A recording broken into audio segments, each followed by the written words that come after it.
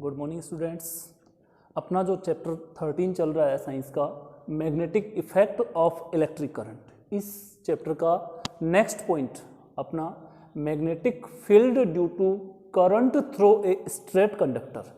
It means magnetic field को हम find out करेंगे, कैलकुलेट करेंगे किसके कारण, due to current through a straight conductor. एक स्ट्रेट कंडक्टर मींस आप ये कह सकते हो ऐसा कंडक्टर जो एकदम स्ट्रेट पोजीशन में रहे, चाहे वो वर्टिकल हो या हॉरिजॉन्टल हो, कैसे भी हो, लेकिन स्ट्रेट कंडक्टर हो। उस स्ट्रेट कंडक्टर में करंट अगर फ्लो होता है तो उस टाइम उसके आसपास कैसा मैग्नेटिक फील्ड जनरेट होगा और कितना मैग्नेटिक फील्ड जनरेट होगा, ये हम इस टॉपिक के अंदर देखते हैं। देखिए, अकॉर्डिंग टू डायग्राम, आपके बोर्ड पे डायग्राम बना हुआ है, इस डायग्राम को देखिए। यहाँ पे ये एक स्ट्रेट कंडक्टर है जिसको मैं इसको एक्स वाई से डिनोट कर देता हूँ।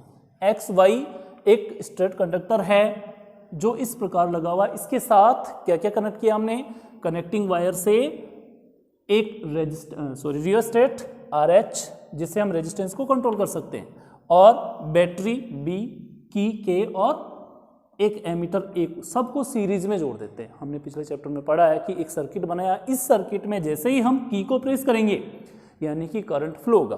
करंट फ्लो होने के समय क्या पोजीशन आएगी, देखिए, अगर इसके पास, हम इस स्ट्रेट कंडक्टर के पास अगर कोई कंपास निडल या मैग्नेटिक डिटेक्टिव यूनिट लाते हैं तो वो क्या होगी, डिफ्लेक्ट होगी, इससे अट्रैक्ट होगी या रिपल्स होगी, पास में आएगी या दूर जाएगी।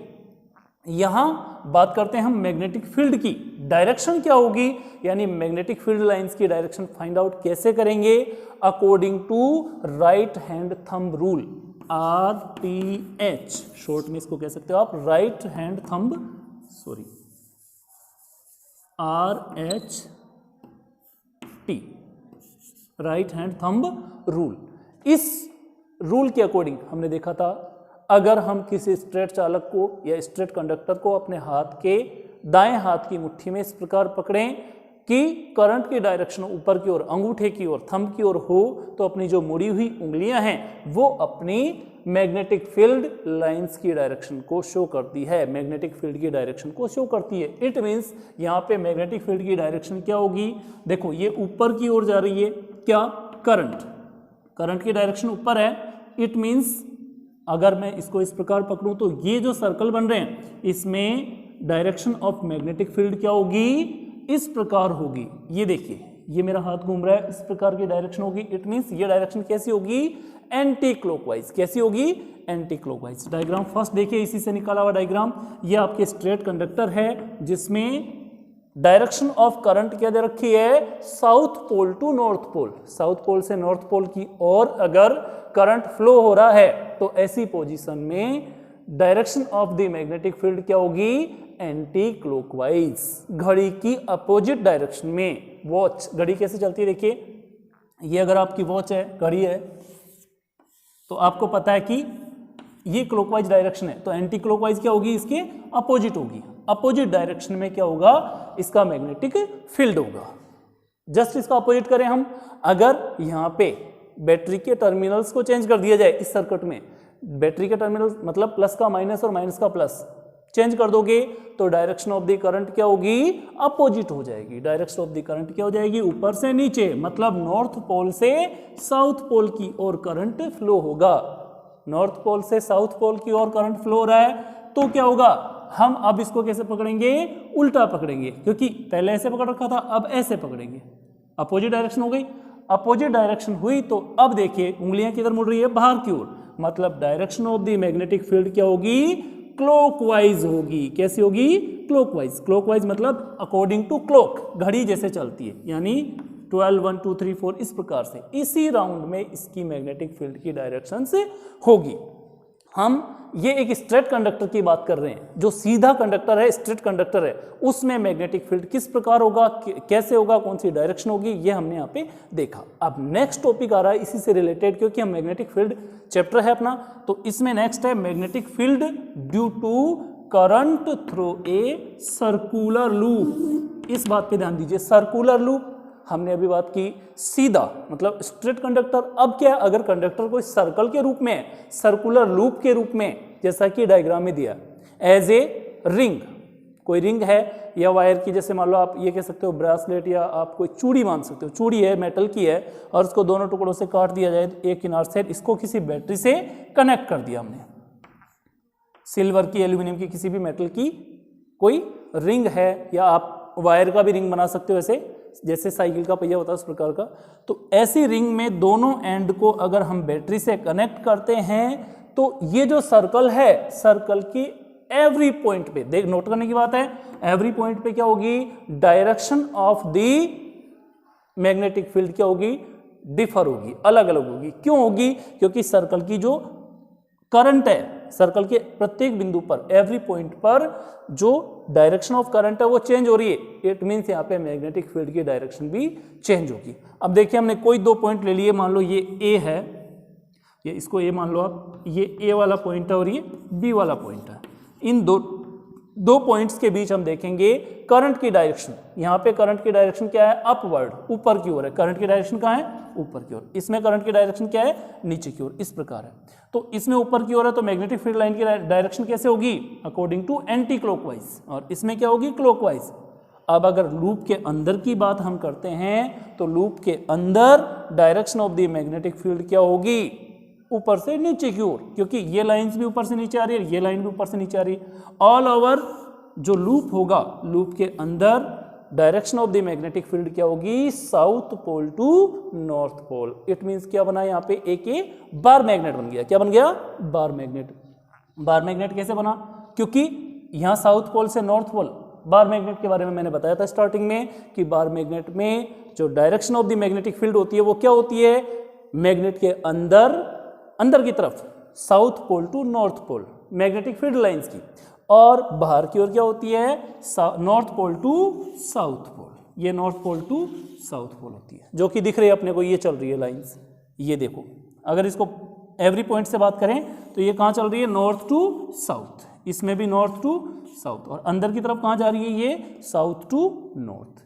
ये क्या है, अपना एक सर्कुलर लूप है। इस सर्कुलर लूप के कारण मैग्नेटिक फील्ड जनरेट होता है। फील्ड की डायरेक्शन हमने देखी। अब नेक्स्ट टॉपिक आ रहा अपना सोलेनोइड। सोलेनोइड के बारे में हम चर्चा करते हैं।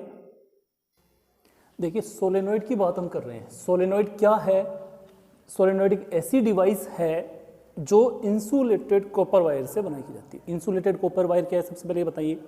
इंसुलेटेड कॉपर वायर एक ऐसा वायर होता है जिसके ऊपर एक कोटिंग होती है, वायरलेस मटेरियल होता है प्लास्टिक जैसा, उसकी कॉपर के वायर के ऊपर एक कोटिंग की जाती है। कोटिंग का मतलब परत चढ़ाई जाती है, जिससे कि अगर दो वायर पास पास भी आते हैं तो उनमें आपस में टचिंग नहीं होती, आपस में टच नहीं होते, जिससे स्पार्क नहीं होगा या करंट डायरेक्ट फ्लो नहीं होगा। ऐसी कंडीशन में जो वायर होता है उसको हम कहेंगे इंसुलेटेड कॉपर वायर। देखिए सोलेनोइड क्या होता है, एक तरह से वायर होता है जिसके कई सारे लूप तैयार किए जाते हैं, ऐसे सर्कल्स तैयार किए जाते हैं एज ए स्प्रिंग। स्प्रिंग होती है पेन में, बॉल पेन में डली होती है, जैसे बटन वाला पेन होता है उसमें डली होती है, या फिर आप जैसे बाइक के शोकर्स होते हैं उनमें स्प्रिंग देखी आपने। ऐसी स्प्रिंग अगर कॉपर की और इंसुलेटेड मटेरियल उनके ऊपर चढ़ा हो, या ऐसा मटेरियल चढ़ा हो प्लास्टिक जैसा, उसकी सर्कल्स बना लें तो एज ए सोलेनोइड बनेगा। वो डिफाइन कैसे करेंगे इसको देखिए, एक कोयल ऑफ मैनी सर्कुलर टर्न्स, यानी एक ऐसी कोयल जो कई सारे सर्कुलर टर्न्स से बनी होती है, of insulated copper wire. Insulated copper wire, ध्यान रखने की बात यह है कि कॉपर वायर कैसा होना चाहिए, इंसुलेटेड। इंसुलेटेड मतलब ऊपर से इसके ऊपर कोई परत चढ़ी होनी चाहिए, इंसुलेटेड मटेरियल की परत चढ़ी होनी चाहिए। Wrapped closely in the shape of cylinder, इसको एक सिलेंडरी मतलब बेलन की शेप में एक दूसरे के पास पास लपेटा जाता है। ऐसी जो शेप बनेगी उसको हम कहेंगे सोलेनोइड। डायग्राम आपके सामने दिख रहा है, ये एक सोलेनोइड है। मैंने स्प्रिंग का एग्जांपल दिया, स्प्रिंग भी एक सोलेनोइड होता है। अब बताइए स्प्रिंग सोलेनोइड है तो उसको यूज कैसे किया जाएगा। लेकिन स्प्रिंग की एक मतलब प्रॉब्लम ये है कि उसके ऊपर इंसुलेटेड कॉपर वायर नहीं होता, बाकी शेप जो होती है वो कैसी होती है, एज ए सोलेनोइड होती है। अब सोलेनोइड ये हमने तैयार कर लिया, copper wire, insulated copper wire को ऐसे किसी, जैसे मान लो ये चौक है, चौक के ऊपर लपेट लिया हमने। चौक के ऊपर लपेटने से क्या होगा, वो सोलेनॉइड चोक को अंदर से निकाल दिया हमने, अब वो सोलेनॉइड बन गया। उसके जो फ्री एंड है दोनों अंतिम जो छोर हैं, दोनों सिरे हैं, उन सिरों को क्या करते हैं हम सर्किट बनाते हैं। सर्किट कैसे बनाएंगे? देखिए बैटरी और की तो स्विच हम इसलिए लगाते हैं कि कभी भी सर्किट को हम ऑन ऑफ कर सके।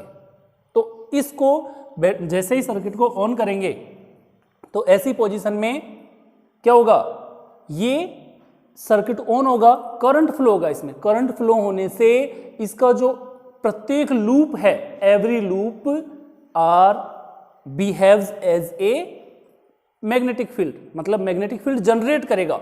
और प्रत्येक लूप से मैग्नेटिक फील्ड जनरेट होगा तो उसकी कोई न कोई डायरेक्शन होगी। वो डायरेक्शन कैसे होगी इसको मैं समझाता हूं। देखिए यहां बात करते हैं हम एक एक लूप की। सबसे फर्स्टली यहां से करंट फ्लो हो रहा है, डायरेक्शन क्या है इसकी, ऊपर की ओर है। डायरेक्शन ऊपर की ओर है तो इसका मतलब क्या होगा, यहां पे अगर देखें तो हम मैग्नेटिक फील्ड की डायरेक्शन क्या होगी, एंटी क्लॉकवाइज, एंटी क्लॉकवाइज होगी। जाहिर सी बात है, हम पिछली 3-4 चीज़ों में पॉइंट्स में यही पढ़ते आ रहे हैं कि अगर स्ट्रेट ऊपर की ओर, डायरेक्शन ऊपर की ओर है तो एंटी क्लॉकवाइज होगी, यानी इसकी डायरेक्शन कैसे होगी, इस प्रकार से होगी, ऐसे घूमेगा ये। फिर दूसरा, ये देखो ये लूप यहाँ से चलते हुए यहाँ आ रहा है तो इसकी डायरेक्शन भी क्या होगी, ऊपर की ओर होगी। यानी जो नीचे की ओर जितने भी लूप आ रहे हैं, लूप का आधा पार्ट नीचे आएगा, आधा पार्ट ऊपर जाएगा। एक लूप की बात करता हूँ मैं यहाँ पे, जैसे ये लूप है सर्कुलर लूप, अब यहाँ से स्टार्ट हो रहा है ये और यहाँ ऊपर जा रहा है, फिर दूसरा लूप बनाएगा। तो जैसे इसकी डायरेक्शन थी तो ये तो नीचे की तरफ जा रहा है और ये ऊपर की तरफ जा रहा है। पहले बात करते हैं हम जो ऊपर की तरफ जा रहे हैं, ऊपर वालों की डायरेक्शन कैसे होगी, इस प्रकार। तो इस प्रकार से जो ऊपर वाले हैं उन सब की डायरेक्शन मिलकर एक ऐसी फील्ड लाइन जनरेट करेगी जो ऊपर की ओर इस प्रकार राउंड करेगी, यानी ये डायरेक्शन होगी उसकी। डायरेक्शन कहाँ से होगी, यहाँ से इस प्रकार से डायरेक्शन होगी। अगर दूसरा लूप तैयार करते हैं हम तो दूसरा भी इसी प्रकार से बनेगा। ये कहने का मतलब ये फील्ड लाइंस की डायरेक्शन भी इसी प्रकार होगी। अब बात करते हैं जो नीचे की ओर लेकर आ रहे हैं, किसको, इलेक्ट्रिक करंट को। इलेक्ट्रिक करंट को नीचे की तरफ ये लूप में ये लाइंस ला रही है, तो नीचे की तरफ जो लाते हैं उनमें डायरेक्शन ऑफ इलेक्ट्रिक वो मैग्नेटिक फील्ड क्या होती है, क्लॉकवाइज। क्या होगी, क्लॉकवाइज, इस प्रकार से होगी, क्लॉकवाइज होगी। क्लॉकवाइज होने का मतलब क्या है, यानी कि अंदर की तरफ डायरेक्शन कैसे होगी, इस प्रकार से। क्लॉक कैसे चलती है तो ये डायरेक्शन होगी उनकी इस प्रकार। ये देखो क्लॉकवाइज हो गई, ये चल रहा है क्लॉकवाइज और ये क्लॉकवाइज डायरेक्शन। क्लॉक कैसे चलती है, ये क्लॉकवाइज डायरेक्शन होगी। अगर दूसरी लाइन और बनाएं तो वो भी इसी प्रकार चलेगी। देखो चौक के अनुसार चलते जाओ आप, इस प्रकार से ये इसकी मैग्नेटिक फील्ड की डायरेक्शन होगी। बाहर की ओर कहाँ होगी, देखिए ये तो अंदर की तरफ जा रही है, मैग्नेटिक फील्ड लाइंस की डायरेक्शन ये तो अंदर की तरफ जा रही है क्लॉकवाइज, इस प्रकार से। किसके अंदर, सोलेनॉइड के अंदर। सोलेनॉइड के अंदर कहाँ चल रही है, इधर। अगर आप इसको लेफ्ट राइट बात करें तो यहाँ साउथ पोल से नॉर्थ पोल की ओर जा रही है, जबकि बाहर की ओर कहाँ चल रही है, north pole to south pole. अब ये पूरा मैटर आपको समझ में आया होगा कि ये जो सोलेनॉइड होता है behave as a bar magnet, ये बार मैग्नेट की तरह व्यवहार करता है। बार मैग्नेट क्या होता है, आपने बार मैग्नेट देखा, मैं डायग्राम बनाता हूँ बार मैग्नेट का। ये एक बार मैग्नेट है जिसका मान लो ये साउथ पोल है और ये नॉर्थ पोल है। तो इसमें क्या होगी फील्ड लाइंस की डायरेक्शन, मैंने पहले भी बताई थी, field lines north to south, यहां भी नॉर्थ टू साउथ, लेकिन अंदर कैसे चलती है, साउथ टू नॉर्थ। अब सोचने की बात है, इसमें और इसमें कोई डिफरेंस नहीं रहा, क्योंकि ये तो मैग्नेट परमानेंट मैग्नेट है, बार मैग्नेट है, जबकि ये क्या है, इलेक्ट्रिक करंट से बनाया हुआ मैग्नेट है, सोलेनॉइड से बनाया हुआ मैग्नेट है। इसकी कैपेसिटी तो बहुत हाई होती है, बट इसको कब तक रख सकते हैं, जब तक इसमें करंट पास हो रहा है। जैसे करंट हमने ऑफ किया, इट मीन्स ये मैग्नेट खत्म। लेकिन ये बिहेव कैसे कर सकता है, एज ए बार मैग्नेट। अब इसके बारे में दो तीन चीज मैंने लिख रखी, देखिए पैटर्न ऑफ फील्ड लाइंस मैंने समझा दिया। सोलेनॉइड के अंदर south pole to north pole होती है फील्ड लाइंस की डायरेक्शन, और बाहर की ओर north pole to south pole होती है। यानी सोलेनॉइड के अंदर साउथ से नॉर्थ, जबकि बाहर नॉर्थ टू साउथ, यानी बाहर की तरफ नॉर्थ स्ट्रॉन्ग होता है, अंदर की तरफ आप कह सकते हो साउथ स्ट्रॉन्ग है, इसलिए साउथ इसको भेज रहा है नॉर्थ को और बाहर की तरफ नॉर्थ साउथ को भेज रहा है। पूरा सर्कल कंप्लीट करती है फील्ड लाइंस।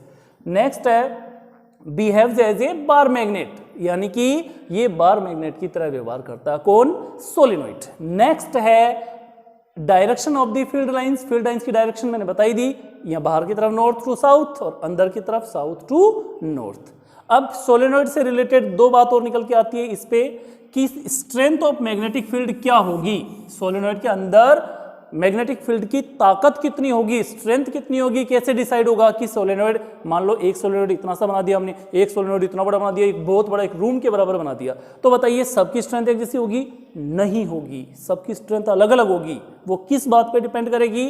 फर्स्टली है इसमें याद रखने की बात है number of the turns, turns means round.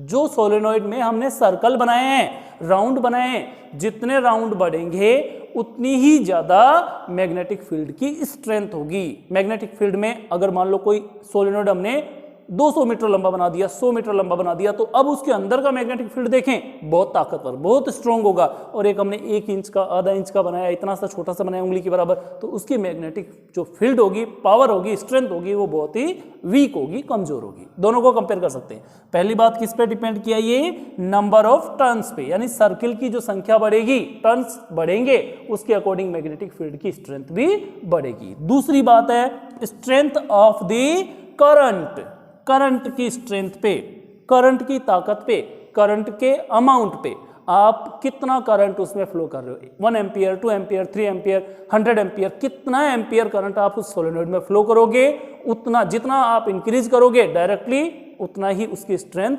बढ़ती जाएगी, लेकिन एक लिमिट तक, क्योंकि सोलेनोइड की भी एक कैपेसिटी होगी, उससे ज्यादा करंट को वो अपने अंदर एडजस्ट नहीं कर पाएगा, क्योंकि वहां पे फिर एक लिमिट के बाहर अगर आप इसमें करंट फ्लो करोगे तो ये वायर है, कॉपर वायर, ये भी जल सकता है, यानी सर्किट ब्लास्ट हो सकता है। तो ऐसी कंडीशन में एक लिमिट तक ही उसमें करंट फ्लो हो सकता है। बट मेनली क्या होता है, अगर हम एक्सपेरिमेंटली देखें तो करंट की जो फ्लो की कैपेसिटी या करंट की जो अमाउंट है वो अगर बढ़ाएंगे तो strength of the magnetic field भी बढ़ती जाएगी। यानी मैग्नेटिक फील्ड की स्ट्रेंथ डायरेक्टली किस पे डिपेंड करती है? दो चीजों पे, टर्न्स ऑफ द सोलेनोइड और सेकंड है करंट थ्रू द सोलेनोइड। दोनों चीज बढ़ेगी, इट मींस मैग्नेटिक फील्ड की ताकत, पावर भी बढ़ेगी। ये अपना कंप्लीट सोलेनोइड है। अगर इसके ऊपर आपको दो तरह के क्वेश्चन पूछ सकते हैं, एक तो डिफाइन करवा सकता है, दूसरा इसके ऊपर शॉर्ट नोट पूछ सकता है, तीसरा आप इसका एप्लीकेशन क्या यूज किया जा सकता है, क्योंकि इसमें बहुत हाई अमाउंट में क्या करते हैं, मैग्नेटिक फील्ड जनरेट होता है। ये मैग्नेटिक फील्ड इतना हाई होता है कि अगर इसके अंदर हम कोई मैग्नेटिक मटेरियल रख देते हैं, मैग्नेटिक मटेरियल मींस जैसे आयरन है, कोबाल्ट है, ये मैग्नेटिक मटेरियल है जो मैग्नेट से अट्रैक्ट होते हैं। ऐसे मटेरियल को अगर इसके अंदर रख दें तो क्या होगा, ये जो मैग्नेटिक मटेरियल होगा वो भी अपने आप को मैग्नेट बना लेगा, यानी इसको हम कहेंगे इलेक्ट्रोमैग्नेट। जो अगला टॉपिक आ रहा है अपना देखिए, इलेक्ट्रोमैग्नेट। इलेक्ट्रोमैग्नेट नाम में दो वर्ड दे रखे हैं, इलेक्ट्रो प्लस मैग्नेट, यानी इलेक्ट्रिक पावर से बनाया हुआ मैग्नेट। कैसे बनाएंगे? Magnetic material can be magnetize, magnetize word है, मैग्नेटाइज का मतलब उसको मैग्नेटाइज कर देते हैं, यानी मैग्नेट में कन्वर्ट कर देते हैं। कैसे? Inside a solenoid due to strong magnetic field. ये बात आ रही है स्ट्रॉन्ग मैग्नेटिक फील्ड की। सोलेनोइड के अंदर जो मैग्नेटिक फील्ड होता है बहुत स्ट्रॉन्ग होता है। ऐसे स्ट्रॉन्ग मैग्नेटिक फील्ड के कारण जो इसके अंदर मैग्नेटिक मटेरियल रखा हुआ है, मैग्नेटिक मटेरियल क्या हो सकता है, मैंने एग्जांपल दिया, जैसे आयरन रख दिया आपने या कोबाल्ट रख दिया, लोहे की कोई छड़ रख दिया आपने इसके बीच में। अब जैसे ही करंट फ्लो करोगे थोड़ी देर बाद में ये भी मैग्नेट बन जाएगा। जो आयरन की रोड है वो एज ए मैग्नेट बिहेव करेगी। बट इसमें एक चीज है कि जो ये इलेक्ट्रोमैग्नेट होता है वो क्या होता है, टेम्परेरी होता है। कैसा होता है? टेम्परेरी। टेम्परेरी मीन्स कुछ समय के लिए ही वो मैग्नेट बनता है, परमानेंट मैग्नेट नहीं बनता है। क्यों? क्योंकि परमानेंट मैग्नेट क्या होता है, एक बार मैग्नेट बनने के बाद उसको वापस मतलब रिकन्वर्ट नहीं किया जा सकता, रिवर्स नहीं किया जा सकता। लेकिन ये जो आयरन से या सोलेनोइड की मदद से जो हम मैग्नेट तैयार कर रहे हैं वो कुछ पल के लिए, थोड़े टाइम के लिए मैग्नेट बनता है, उसके बाद वो वापस आयरन बन जाता है। यानी उसका मैग्नेटिक पावर जो होता है, मैग्नेटिक फील्ड होता है, मैग्नेटिक फील्ड लाइंस जो उसमें बनती है वो अपने आप ही खत्म हो जाती है, अपने आप ही समाप्त हो जाती है। तो इस तरह से इलेक्ट्रोमैग्नेट बनाए जाते हैं। इनका कई सारा यूज आप देखते हो, जैसे कि इलेक्ट्रिक क्रेन होती है, इलेक्ट्रिक बेल होती है। ये थोड़ी देर के लिए हम जैसे बेल बजाते हैं, बेल बजी, घंटी की आवाज़ हमें सुनाई दी, क्योंकि वह मैग्नेट बनता है अस्थायी रूप से, बिल्कुल थोड़ा सा शॉर्ट टाइम के लिए बनता है, और उसके ऊपर एक छोटा सा हैमर होता है, थोड़ा होता है जो चोट मारता है घंटी के ऊपर, और वहाँ से अपने को आवाज़ सुनाई देती है। लेकिन वो मैग्नेट क्या बनता है, थोड़ा टेम्परेरी, थोड़े टाइम के लिए मैग्नेट बनता है। ऐसे इलेक्ट्रिक जो क्रेन होती है, क्रेन क्या करती है, बड़ी बड़ी लोहे की चीज़ों को उठा लेती है, लेकिन वो मैग्नेट कब बनता है, टेम्परेरी मैग्नेट, इलेक्ट्रिक पावर से बनाया जाता है, लेकिन थोड़े टाइम के लिए ही उसको बनाया जाता है। नेक्स्ट टॉपिक अपना properties of the magnetic field, इसी चीज में ले लेते हैं, इसी में, क्योंकि मैग्नेटिक फील्ड लगभग खत्म होने वाला है अपना चैप्टर। तो मैग्नेटिक फील्ड में जो प्रॉपर्टीज होती है वो किस चीज पे डिपेंड करती है। देखिए मैग्नेटिक फील्ड की जो प्रॉपर्टीज होती है उसके 2-3 पॉइंट्स है। पॉइंट मैंने बताया, इसमें जो करंट जितना बढ़ेगा उतनी ही मैग्नेटिक फील्ड की स्ट्रेंथ बढ़ेगी। फर्स्ट पॉइंट क्या आ गया, किस पे डिपेंड करता है, ये करंट पे। देखिए फर्स्ट पॉइंट है करंट पे डिपेंड करना। पहला, मैग्नेटिक फील्ड किस पे डिपेंड करता है, करंट पे। जितना करंट ज्यादा फ्लो होगा, करंट के अमाउंट पे, करंट की स्ट्रेंथ पे डिपेंड करता है। जितना करंट इंक्रीज होगा उतना ही मैग्नेटिक फील्ड भी इंक्रीज होगा। सेकंड पॉइंट है डिस्टेंस। डिस्टेंस कहाँ, यहाँ पे काम आ रही है। देखिए अगर आप कोई मटेरियल यहाँ लेके आ रहे हैं, सपोज करो ए पॉइंट पर, और दूसरा मटेरियल हम ला रहे हैं बी पॉइंट पर, अब यहाँ मैग्नेटिक फील्ड है। अब देखिए दोनों में डायरेक्शन में ए बी के कंपैरिजन में क्या है, थोड़ा दूर है, ज़्यादा डिस्टेंस पे। इट मीन्स ज़्यादा डिस्टेंस पे जो होगा वहाँ पे कम मैग्नेटिक फील्ड अफेक्ट करेगा, मैग्नेटिक फील्ड की स्ट्रेंथ कम होगी। मतलब डिस्टेंस पे डिपेंड करती है। अगर इस कॉइल के पास या मैग्नेटिक फील्ड के पास में ज़्यादा स्ट्रेंथ होगी और दूर में कम स्ट्रेंथ होगी। सीधी सी बात ये है कि जितना नज़दीक कोई मटेरियल होगा उतना ही ज़्यादा अट्रैक्ट होगा वो, और दूर होगा तो कम अट्रैक्ट होगा।